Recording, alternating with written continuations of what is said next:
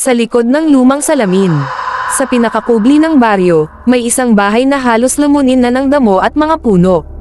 Ang bubong ay butas-butas, ang sahig ay hinaanay, at ang mga bintana'y tila mga matang nakamasid sa lahat ng dumaraan.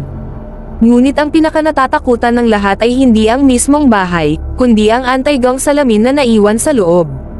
Madalas marinig ng mga kapitbahay ang mga iyak tuwing hating gabi. Iyak ng isang babae, mahaba, malungkot, at puno ng sakit. Sinasabi ng mga matatanda na iyon ay si Isabela, isang dalagang iniwan ng kasintahan noong panahon ng digmaan. Bawat gabi noon, nakaupo siya sa harap ng salamin, inaayos ang kanyang buhok, habang hinihintay ang pangakong pagbabalik. Ngunit dumaan ang mga taon, at hindi na bumalik ang binata.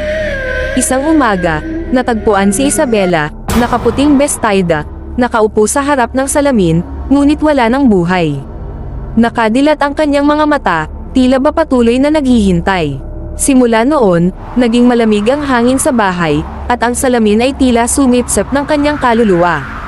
May mga batang minsang pumasok doon para maglaro. Ang isa sa kanila, nang silipin ang salamin, ay nakakita ng babaeng umiiyak sa likod niya.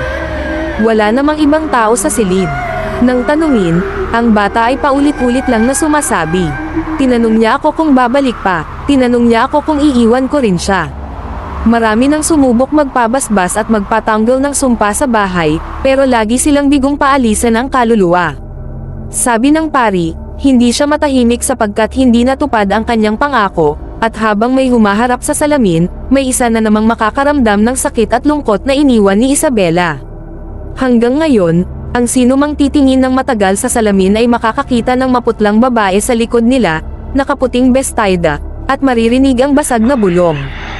Babalik ka pa ba, o iiwan mo rin ako?